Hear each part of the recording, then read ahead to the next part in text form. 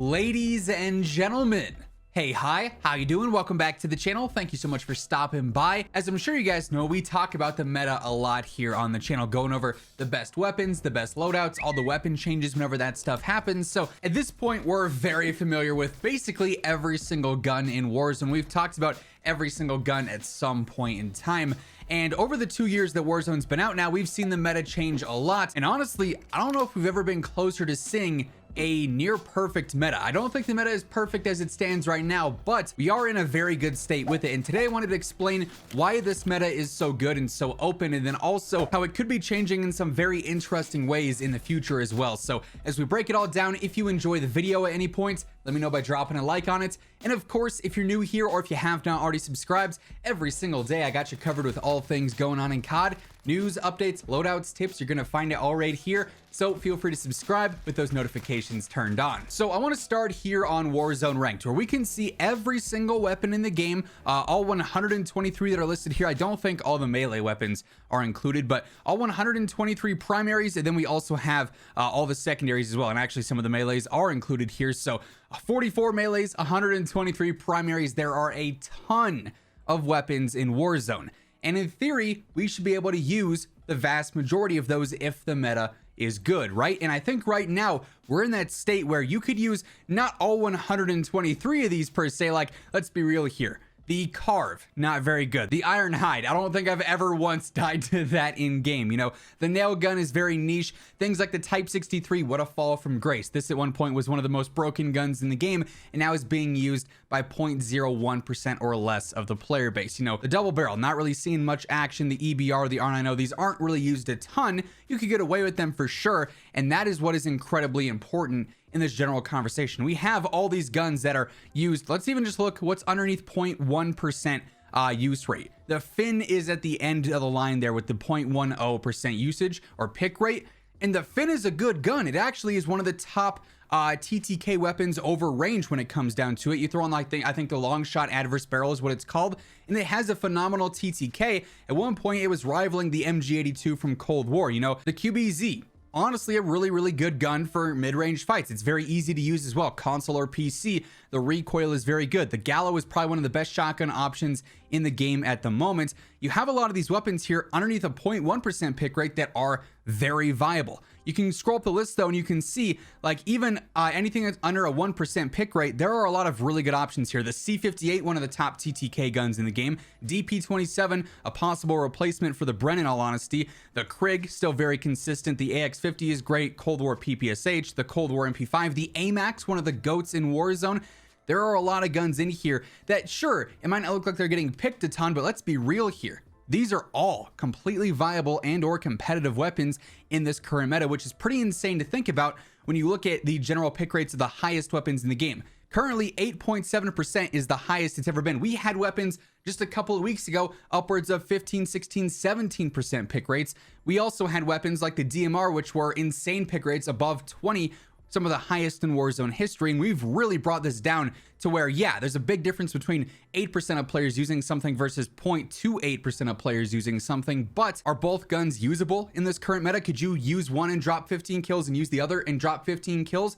For a lot of these guns, I think the answer is yes. Obviously, a player's individual skill comes into that factor and into that equation, but these guns absolutely are viable regardless of, you know, not having the highest pick rate in the game. And even what's here is pretty diverse. We've got Vanguard weapons with the Cooper, the MP40, the Wellgun, all rightfully so, all great weapons. The MW car, one of the most popular weapons in Warzone history, probably the most popular. If you were to factor in like how many times this has been in the top 5 most picked, it's pretty much been there since launch, right? So that's up there. We've got some Cold War guns with the Swiss. We've got the AK up here.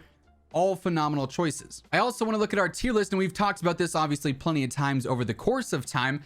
Top meta category is looking pretty competitive. There's a lot of great guns in here. Competitive is very full in terms of how many weapons are here, as is viable. When it comes down to it, the only categories of weapons that aren't really worth using are below average and garbage. Yeah, niche is not a popular weapon category. Obviously, launchers are very special in their own right, but things like the Val, like the nail gun, even the Rytech, they're interesting guns, but you could get away with using them right now. They're not completely obsolete versus some of these other guns in the game, like at one point in time they were.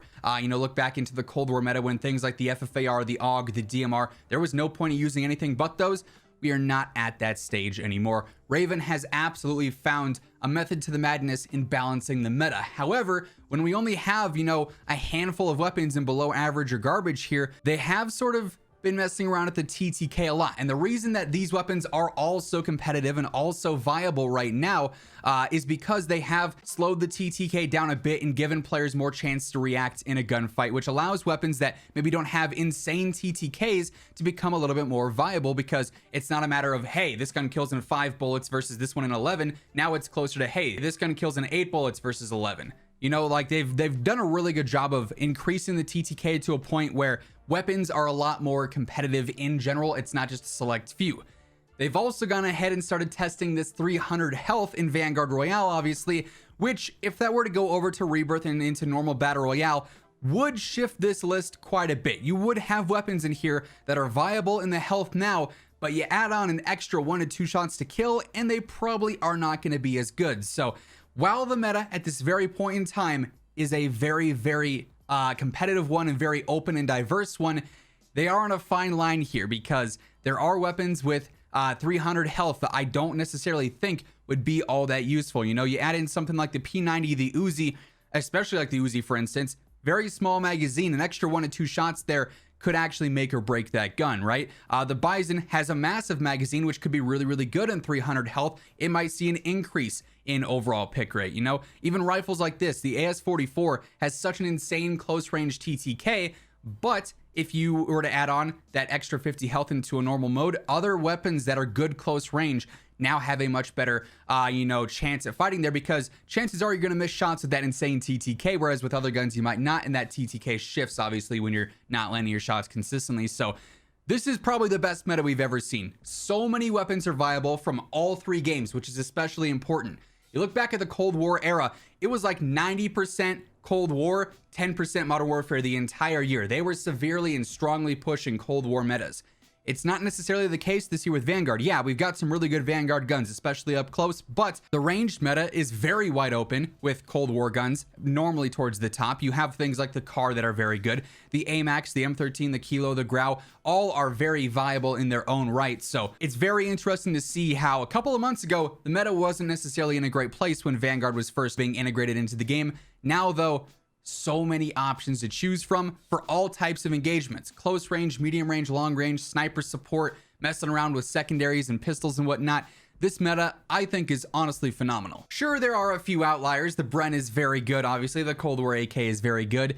But the fact that they're not the sole choice like we've had in the past, where if you weren't using the FFAR, you were losing. If you weren't using the Bren 3 weeks ago, you were losing. They have done a solid job at closing the gap in between weapons being outliers in the meta and being competitive. And I think, coming back to this, the stats here and the pick rates themselves really do a good job of exemplifying how open this meta is. While we obviously have, you know, a solid, what do we got here? 30 weapons above a 1% pick rate. Those 30 weapons are not the only ones worth using. You have a very long list of weapons that are absolutely worthwhile right now. So props to Raven for that. I'm very curious to see how this meta evolves in the future, though, as they continue to adjust the TTK and the health in game. It's something obviously we're going to be monitoring and looking at here on the channel in the future, so stick it here for that. Once the time comes and those things do change, obviously we're going to be talking about it. Make sure you're subscribed with your notifications turned on to stay up to date with that and everything else going on in COD. And of course, if you enjoyed the video, or if you're a fan of where the meta is currently at here in Warzone, let me know by dropping a like on it. But that said, that is going to wrap things up. Thank you so much for tuning in, and until next time, take it easy, have an awesome rest of your day, and I'll catch you guys later. Peace out.